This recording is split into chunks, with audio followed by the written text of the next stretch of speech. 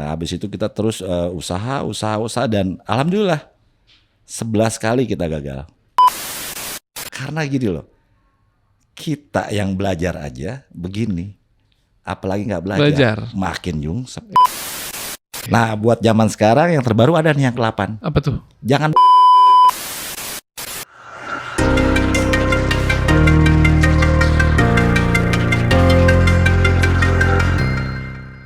Oke, RS kawan, ketemu lagi di podcast berusaha kita yang ke-5. Nah, sekarang bintang tamu kita juga nggak kalah seru dengan bintang tamu sebelumnya, yang pastinya entrepreneur sukses juga, yang punya condet, ya. Selamat datang dulu untuk Om Ija, tepuk tangan dulu. Ini namanya... Terima kasih. Mas Riza, tapi kita panggilnya Om Ija ya? Ya, boleh. Boleh ya? Boleh. Apa aja boleh. Oke, gimana kabarnya Om Ija? Alhamdulillah baik. Sehat? Sehat juga. Makin sukses ya? Alhamdulillah. Oke, alhamdulillah. Jadi RS kawan, kita itu Om Ija ini adalah pemilik nasi mandi Bosgil ya, yang fenomenal, betul? Lebih tepatnya aku pegang di posisi branding dan marketingnya. Branding dan marketingnya ya. Betul. Jadi orang di balik layarnya dari kesuksesan nasi mandi Bosgil gitu ya. Yes, kurang lebih begitu. Oke. Boleh ceritain nggak Om Ija nih? Kan nasi mandi nih Bosgil tuh identik atau khas lah ya, dibilang banyak yang suka, sukses gitu ya. Betul. Mungkin banyak juga yang mencoba tapi nggak sukses ini gitu. Dan sebelum kita ke situ, kita pengen tahu nih, RS kawan di rumah juga pengen tahu gimana sih awal berdirinya dari nasi mandi Bosgil ini Om Ija. Thank you Mas Aldo. Wah, keren Mas Aldo. Terima kasih, pertanyaan yang bagus. Jadi mungkin sekilas saja kali ya, kita ceritain gimana perjalanan kita sampai di titik ini, gitu. Jadi kita tuh terus ya berusaha untuk selalu berkembang, membantu, bahkan memberikan yang terbaik buat masyarakat ya, khususnya di dunia kuliner gitu ya. Nah, jadi awalnya nih ada anak muda, ya kan? Ada anak muda yang punya keinginan bahwa dia nggak mau kerja sama orang lain. Jadi pengen jadi bos. Ya, dan dia punya multi talenta menurut saya. Ya kan. Jadi waktu itu kita diskusi, Om, gue pengen usaha nih, gue nggak mau kerja sama orang lain, gitu. Ya kan. Nah nih, nama anak muda ini namanya Nuzul Azmi Ramadan. Nuzul Azmi Ramadan. Nah, beliau ini biasa kita panggil sampai sekarang nih namanya AA Asmi biasanya. AA Asmi. Ya, beliau ini yang merintis benar-benar perjalanannya dari awal sampai di titik ini. Nah, awalnya kita ada usaha namanya Somai. Awalnya banget Somai nih. Somai. Tahun sekitar 2009. Nah, Somai ini beda sama Somai yang lainnya. Ada campur keju, campur coklat. Nah, ini kan excited nih, gila nih ya kan. Nah, akhirnya kita juga ada ide nih gimana caranya namanya menjadi somai gila. Somai gila. Oh, ini kurang seru nih somai gila nih. Akhirnya kita singkat jadi Sogil. Sempet Sogil ini. Ya, nah akhirnya kita berjalan kurang lebih 1 tahun. Ya akhirnya sukses. Ya minimal BP lah ya waktu itu. Nah, habis itu kita terus usaha dan alhamdulillah 11 kali kita gagal. 11 kali kita gagal dalam berbisnis, dalam berusaha. Dan alhamdulillah dengan kegagalan itu kita bisa menguasai itu. Kegagalan itu dengan menghasilkan ide yang brilian. Sorry aku potong. 11 kali ini 2009 sampai dengan 2011 kurang lebih. Itu 2 tahun. Sogil sih. No. Jadi sembari perjalanan Somai tadi ya, kita ada juga usaha kayak bubble, minuman lah waktu itu ya. Terus pentol semacam itulah gitu. Dicoba terus tuh ya. Sampai 11 kali. Akhirnya alhamdulillah dengan kegagalan tadi membuahkan hasil, ada ide, akhirnya dibuatlah Chicken Sogil. Sogil. Karena waktu itu pemainnya belum begitu banyak. Yang kita tahu kan adanya McD. KFC. Zaman itu nggak apa-apa kan aku ngomong brand ini. Nggak apa-apa. Tapi tinggal disensor aja. Gitu. Oke. Jadi karena pemainnya belum begitu banyak waktu itu, akhirnya kita punya pelopor ayam dada montok. Iya, orang potong 12 satu ayam potong 12, kita potong 8. Oke. Akhirnya besar-besar dan itu peminatnya banyak sekali. Gitu. Nah, kurang lebih ya sekitar 2 tahun berjalan Chicken Sogil ini. Kita punya mitra kurang lebih 200 cabang se-Jabodetabek. Keren. Ya, alhamdulillah. Itu si Chicken Sogil. Chicken Sogil. Oke. Nah, nggak di situ. Itu Om Ija. Itu yang digerobak gitu atau gimana? Ya betul. Oke. Ada yang gerobakan, ada juga yang ruko ya atau kios gitu. Betul. Keren. Betul. Terus. Nah, kita nggak berhenti di situ. Ya kan, kita sukses nggak berhenti itu ya? Nggak berhenti di situ. Kita berevolusi, kita bikin ayam John Gill. John Gill. Pokoknya tetap ada gillnya deh. Iya.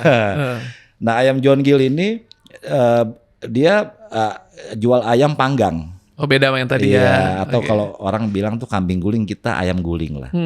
Nah, kurang lebih gitu. Nah, ini kita juga ada beberapa cabang juga dan itu bisa diterima masyarakat. Karena kenapa ayam panggang tanpa arang. Oh, keren. Gitu. Yeah. Nah, selain itu ada unit usaha lainnya juga. Kayak tepung ya. Terus bisa juga bumbu-bumbu yang membantu UMKM nih gitu. Nah, kita dulu awalnya namanya Tepung 99. Oke. Sekarang namanya Tepung Bos Gill.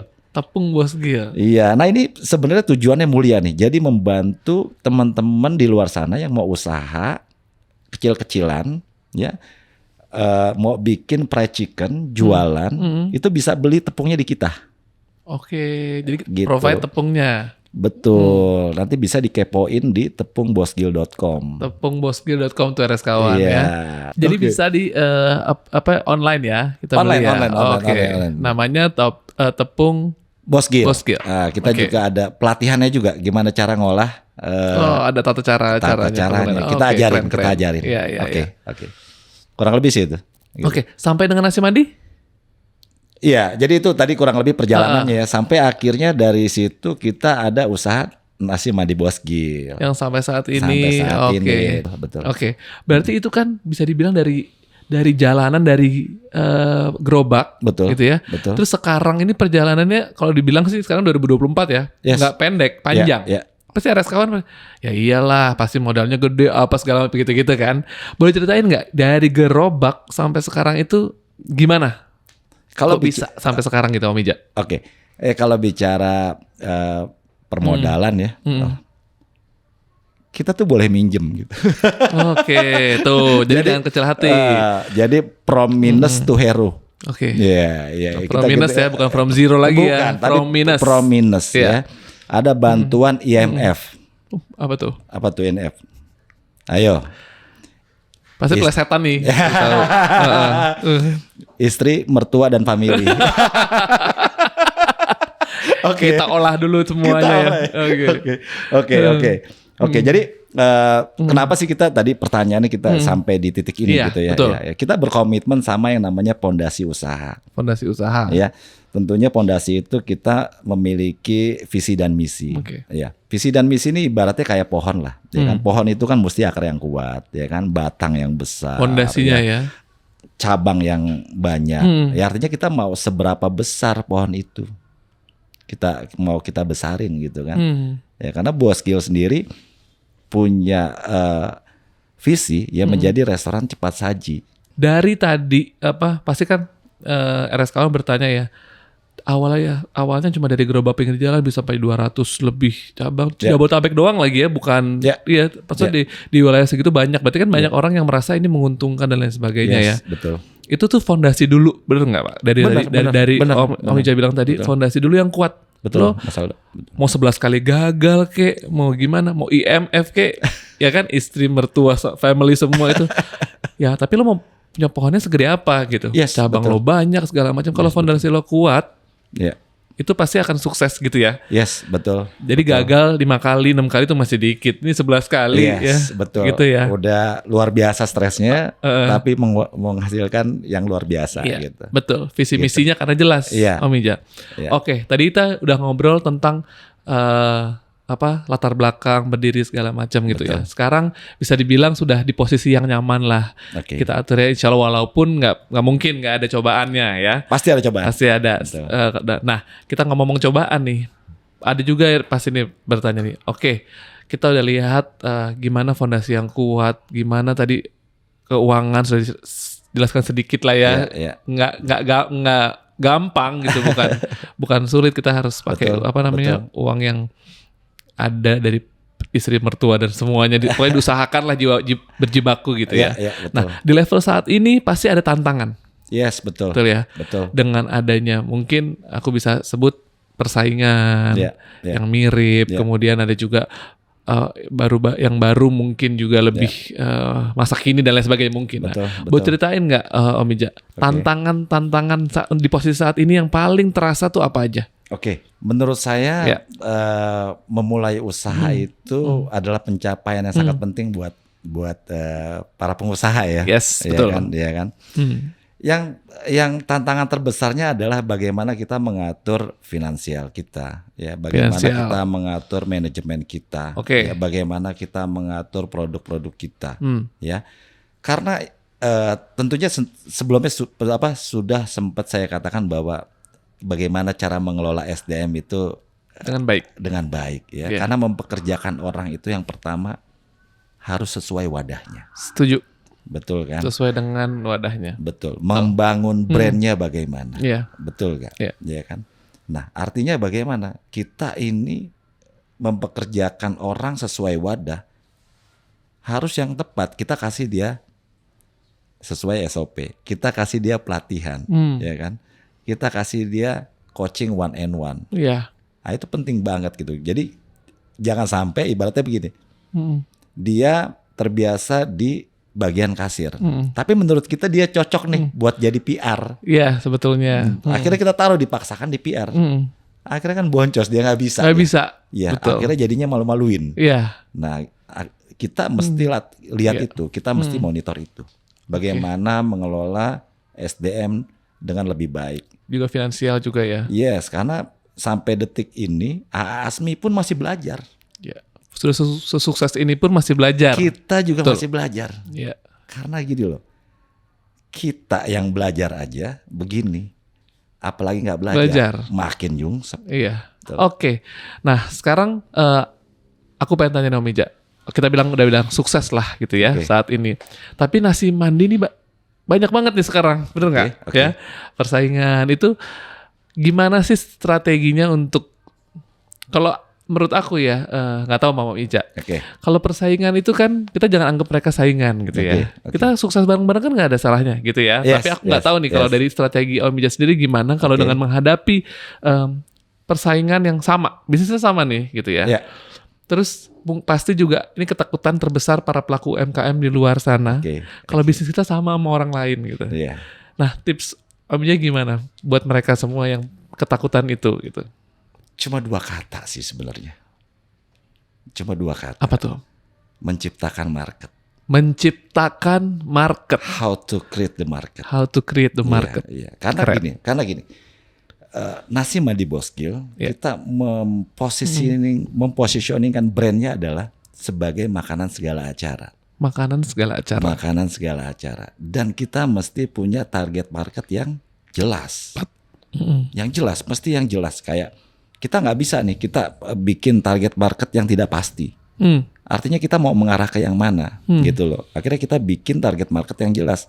Ibu-ibu muda, ibu-ibu yang berkarir, ibu-ibu rumah tangga yang usianya 30 sampai 50 tahun. Gitu loh.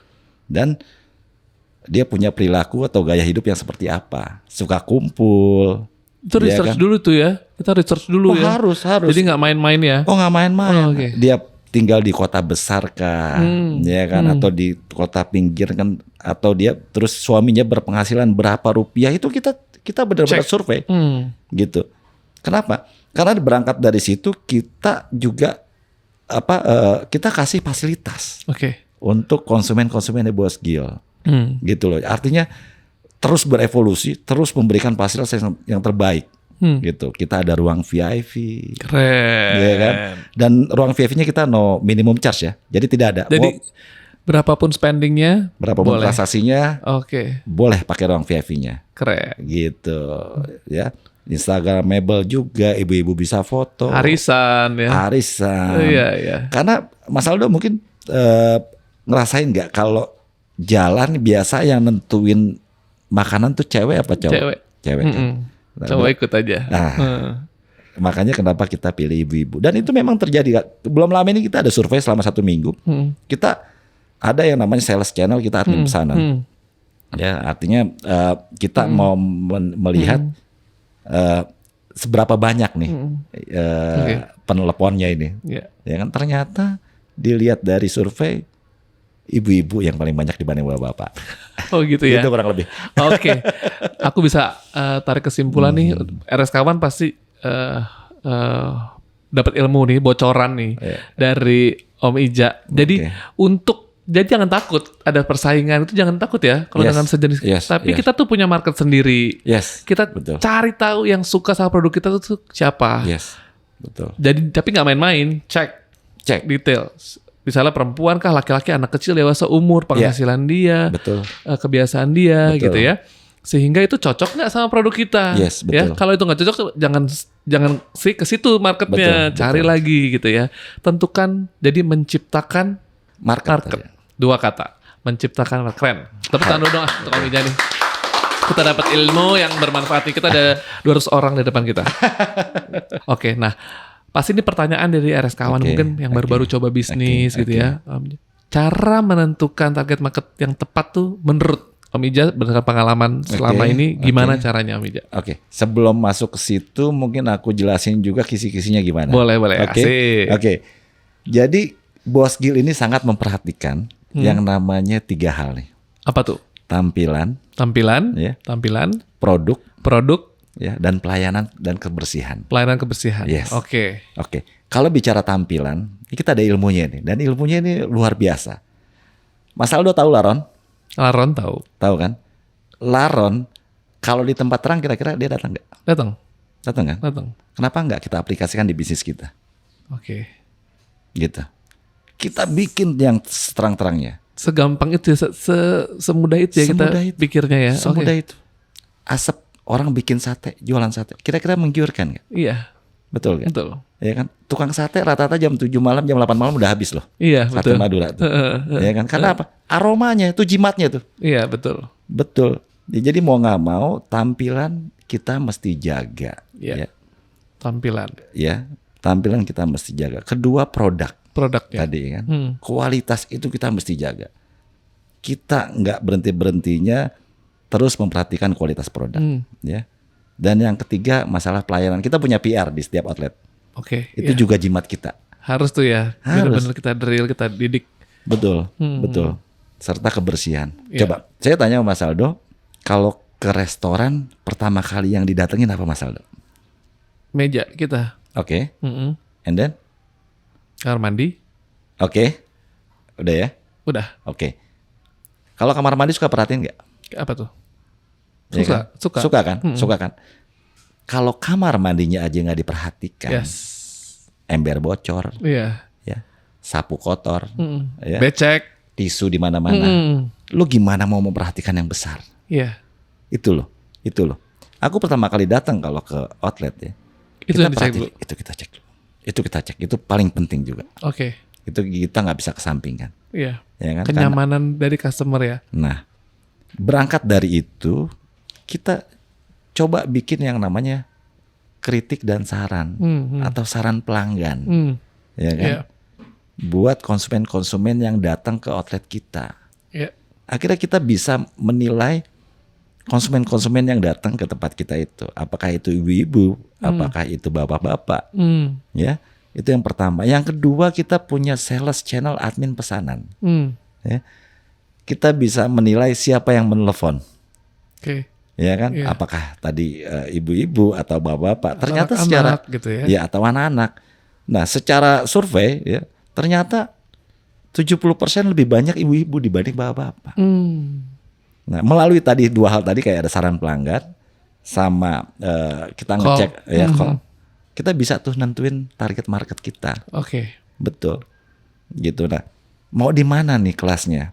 Kebetulan kita punya harga juga ada di middle ya menurut saya ya. Sebenarnya nggak terlalu murah juga, nggak terlalu mahal juga. Di tengah. Di tengah-tengah, di kisaran harga 50 ribuan.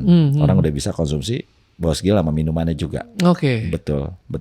Nah, jadi kita bisa menentukan target market kita dengan cara dua tadi menurut saya. Cukup efektif. Iya. Cukup efektif dan kita langsung tentuin diskusi sama tim Di lapangan. di lapangan sama tim di kantor juga langsung kita harus mesti patenkan ini. Oke. Jadi Betul. tadi saya membayangkan nih Om Ija, saya setuju juga. Jadi memang kebersihan dan itu juga menentukan target market kita juga ya. Iya dong. Jadi Betul. kayak pelayanan itu masuk ke dalam pelayanan ya, Yes. Om Ija. Kayak kita sekarang ke restoran tuh kita mau apa sih? Pasti kan kita nggak pengen ganti suasana dari di rumah Yes. atau di kantor, kita pengen Betul. makan yang enak Betul. di tempat yang nyaman. Betul. Kalau kamar mandi lo aja nggak lo urus, yang lain-lainnya gimana? Itu padahal kan hal kecil gitu ya, Simple. dapur dan lain sebagainya. Ya, itu jadi perhatikan untuk yang pelaku F&B ya, terutama yang sudah mau berbisnis ada tempat makan dan lain sebagainya. Ya.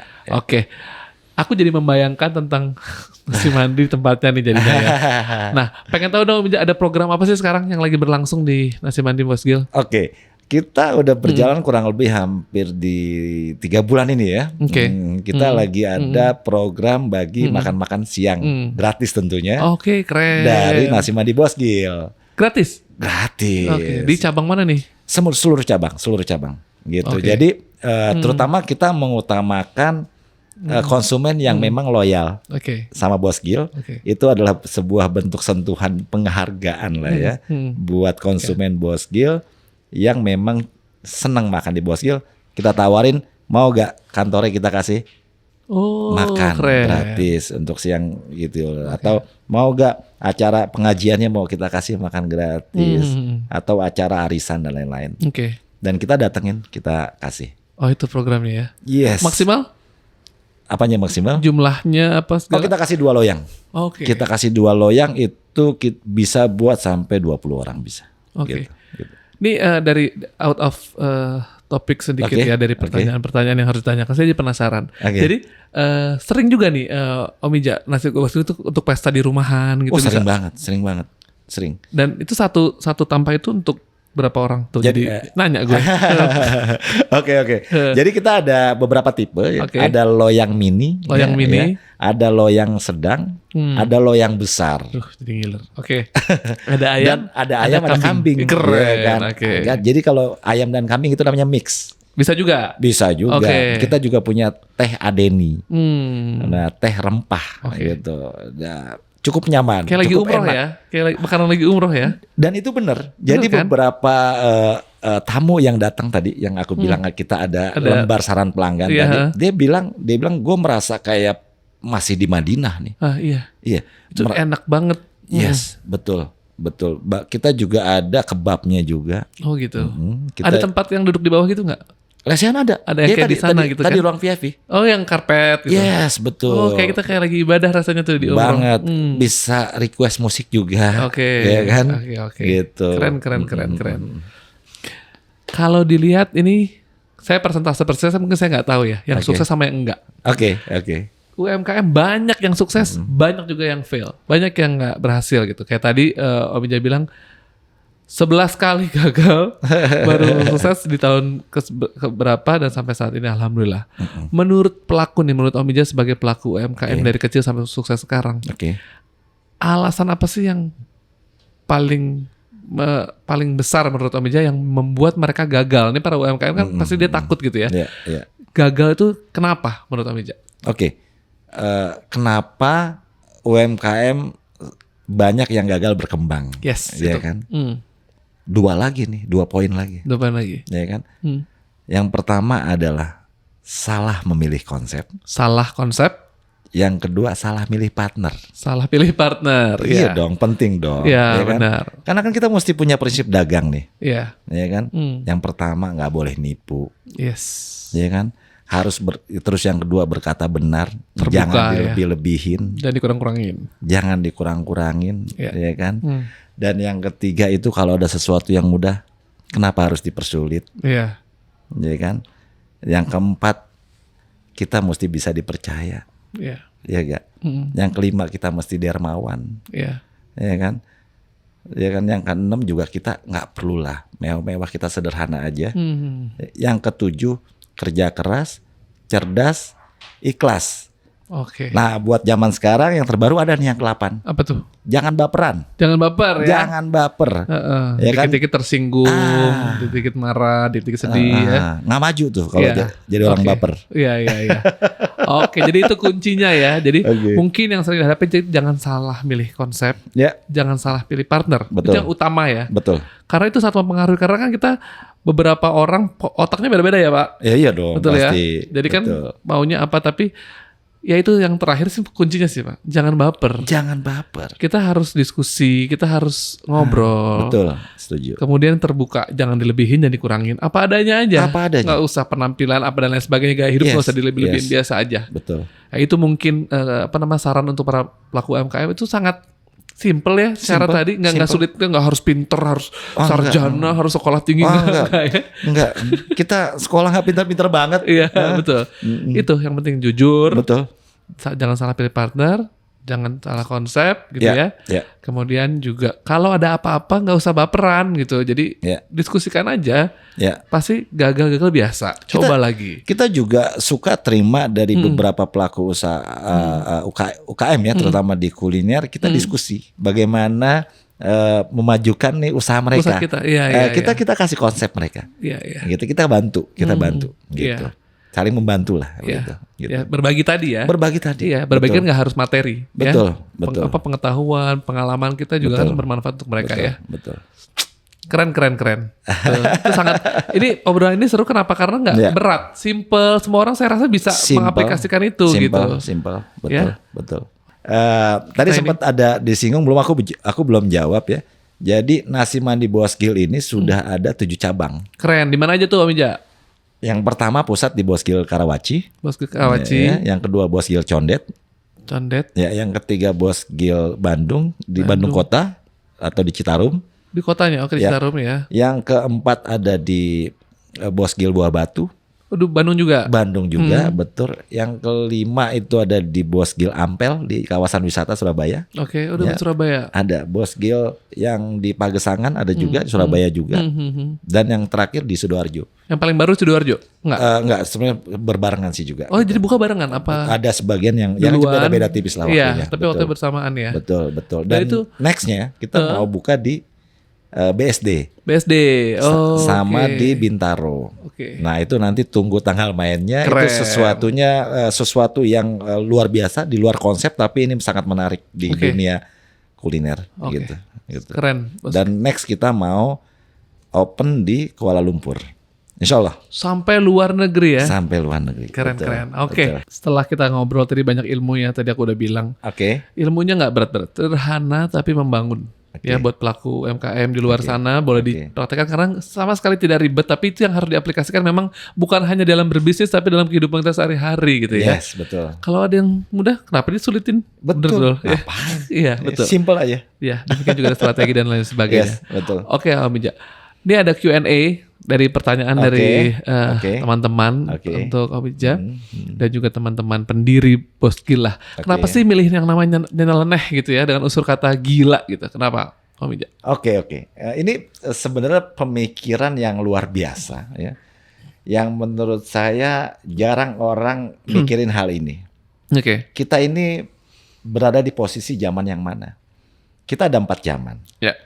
Dulu ingat Mas Aldo mungkin zamannya pertanian. Ya, orang butuh makan apa ya ngambil dari sayur-sayuran, ngambil dari buah-buahan. Itu yang pertama. Yang kedua, berevolusi masuk ke zaman industri. Ya kan? Pabrik-pabrik, semua manufaktur, ya kan? Berevolusi lagi. Masuklah kita di zaman era digital. Ya kan? Semua open source, semua bisa terbuka. Nah, sekarang zamannya apa, Mas? Apa? Zamannya gila, Mas. Zamannya gila. Tapi gila yang terukur. Nggak asal gila ya. Nggak asal gila, ya kan? Kemudian yang kedua, Om Ija. Kita kan orang Banjar ya. Yes, betul. Jualannya nasi mandi. Dapat resep dari mana nih Om Ija? Kuncinya satu sih. Apa tuh? Main. Oke. Main. Jalan-jalan kemana, kesana, kemari. Akhirnya ada satu titik di mana kita suka makan itu. Sesimpel itu? Simpel itu. Jadi bukan research ini makanan yang bakal laku. Enggak. Ini yang di daerah sini bakal laku, enggak gitu? Enggak. Jadi ya udah kita coba aja, enak juga nih gitu. Yes, betul. Oke. Tapi kita punya resep sendiri. Ya, Makanya ya. kenapa kita Coba. punya resep atau Ya. kita punya bumbu dari impor juga ada. Kayaknya yang terakhir nih. Apa Om nih? Ija. Jadi Oke. kalau tadi kita ngomongin cabang kan, ada 8 Oke. cabang, udah buka 9, kita buka dan lain sebagainya. Oke. Nah, tips dong Om Ija nih untuk UMKM yang pengen buru-buru buka cabang. Gimana menurut Om Ija? Oke. Sebenarnya kalau mau buru-buru buka cabang nggak saya saranin sih. Oke. Nggak saya saranin sih. Karena ada 2 tipe bagaimana kita menjalankan usaha. Gimana tuh? Ya, ada 2 tipe. Yang pertama adalah tipe Rembo. Rembo. Ya, kan sekali tembak Rembo dedet, Oke. buka semua gitu. Sebentar mati. Ya kan? FOMO. Iya, karena euforianya aja ya, duit. Viral sesaat aja. Iya, betul. Ya kan? Nah, itu nggak organik, Iya. nggak alami. Iya. Nah, kita dengan cara slow but sure. Slow but sure. Apa Oke. itu? Kalau bahasa Indonesianya ya pelan tapi Alon-alon kelakon ya. Kalau orang pasti, Jawa tapi bilang. pasti, Iya. ya kan. Jadi kita sistem sniper, Mas. Oke. Ya kan? Jadi Kita bener-bener- bidik, Bener-bener kita sasar dengan tepat gitu. baru hajar. Artinya kita memilih tempat itu kita mesti menganalisa. Hmm. Mesti analisa traffic kayak gimana, penghasilan di sana orang bagaimana. Iya, di lingkungan situ ya. Yes, betul. Oke. Masuk ke kelas menengah atau kelas bawah gitu. Iya. Jadi Oke. mesti dipikirin hal-hal kecil kayak gitu. Oke. Nah, jadi jangan buru-buru para pelaku RSK-wan ya, para pelaku UMKM di luar. Jadi buka cabang yang banyak tuh nggak menjanjikan sesuatu jadi terlihat sukses itu, tapi buat apa kalau cuma sekedar buka habis tutup gitu ya. Yes, betul. Jadi pelan-pelan aja dulu gitu ya Om Ija ya. Betul, setuju. Oke. Baik Om Ija, terima kasih banyak loh waktunya, ilmunya bermanfaat. Sama-sama, sangat terima kasih. bermanfaat gitu ya. Terima kasih. Sudah bisa cerita-cerita di podcast Berusaha Rumah Siap Kerja. Terima kasih. Ya, semoga apa yang kita informasikan ini dapat memberikan manfaat untuk para pelaku UMKM di luar sana. Gitu. Oke Terima Om Ija, kasih. sampai ketemu, sukses Sampai selalu. ketemu, sukses selalu. Masih mandi Bos Gil. Oke, tepuk Sukses tangan juga. dulu untuk kita semuanya. Yeay. Sampai ketemu.